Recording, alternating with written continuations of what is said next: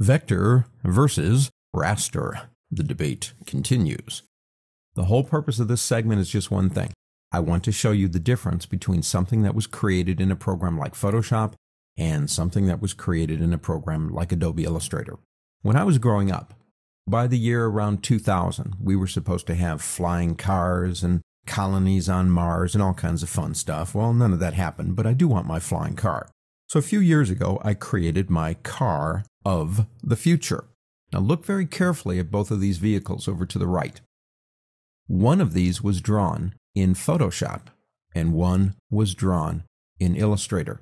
Now, right now, you cannot tell which one is which. They look exactly the same, which begs a point here. If you know what you're doing in Photoshop and you create something really cool, it's going to look great when you print it. The difference here is Illustrator won't pixelate if we change the size because it's a mathematical image. So if we come over here to our zoom tool, I'm going to start clicking right about here. Now, can you tell which one is which now? And that's me right there driving my car of the future.